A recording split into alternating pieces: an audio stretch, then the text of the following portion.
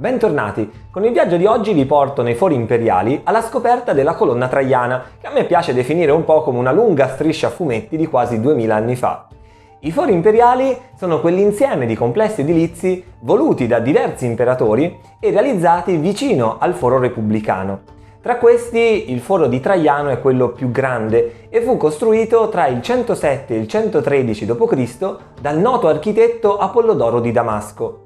Per la sua costruzione fu necessario sbancare parti delle pendici del Campidoglio e del Quirinale e in sostanza quindi eliminare quella sella, cioè quel rilievo che collegava i due colli, distruggendo anche gli edifici che erano già presenti. Il complesso ha come obiettivo quello di celebrare la grandezza di Traiano e delle sue recenti vittorie contro i Daci, con due grandi campagne militari nelle zone all'incirca dell'odierna Romania. Del Foro Imperiale rimane però ben poco, mentre la colonna traiana che si trovava all'interno del foro si è conservata quasi perfettamente. Le colonne commemorative non erano nuove a Roma, ma decorarne il fusto con un lungo fregio a spirale è sicuramente un esperimento che non era ancora stato tentato. La colonna è interamente realizzata con blocchi di marmo di Carrara ed è possibile suddividerla in tre parti: la base, a forma di dado, il fusto e il capitello superiore dorico. Partiamo dalla base e dalle sue decorazioni. Non possono mancare ovviamente richiami alle campagne daciche con armi e trofei. Agli angoli ci sono 4 aquile che sorreggono dei festoni e al di sotto una lunga iscrizione è incorniciata da 2 vittorie alate. L'iscrizione ricorda la figura dell'imperatore, ma non solo.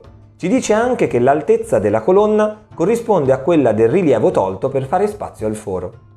Al suo interno la base ospitava le ceneri di Traiano, contenute in un'urna d'oro, assieme a quelle della moglie Plotina. Sopra la base vediamo una grande corona, dalla quale si innalza il fusto della colonna, alto 100 piedi romani.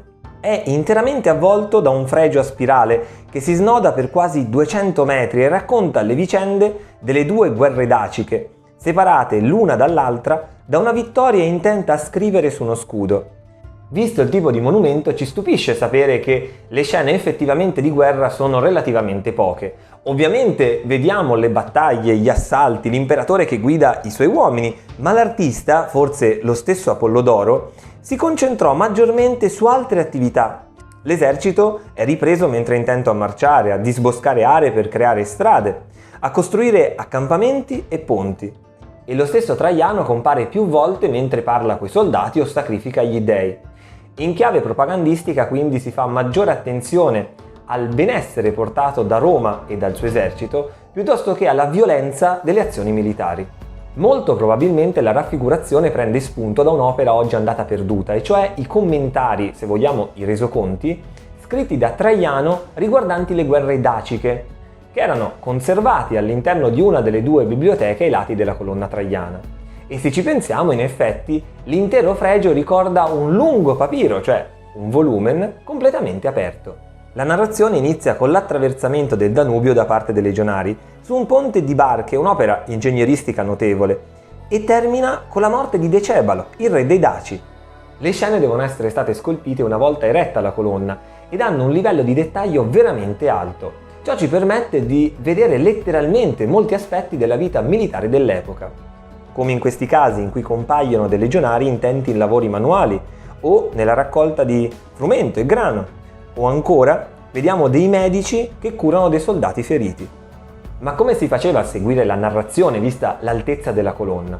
Bisogna tenere presente che la colonna si trovava proprio all'interno del complesso del foro e quindi intorno ad essa erano presenti altri edifici, ad esempio la Basilica Ulpia e le 2 biblioteche. E da queste, salendo ai piani superiori, gli ospiti potevano seguire con più facilità la narrazione. Ricordiamo anche che le figure erano totalmente dipinte con colori sgargianti e questo rendeva sicuramente più leggibile l'intera opera. I 17 rocchi che compongono il fusto sono poi all'interno cavi, poiché ospitano una lunga scala a chiocciola che conduce fino alla sommità, quindi fino al capitello, e quelle finestrelle o feritoie che si vedono lungo il fusto non sono altro che un modo per illuminare, almeno un poco, l'interno della colonna. Sulla cima era infine collocata una statua raffigurante lo stesso Traiano e ce la possiamo immaginare da alcune raffigurazioni monetarie dell'epoca, In effetti la statua non è più visibile, poiché nel 1588 fu sostituita con una raffigurante invece San Pietro per volere di Papa Sisto V.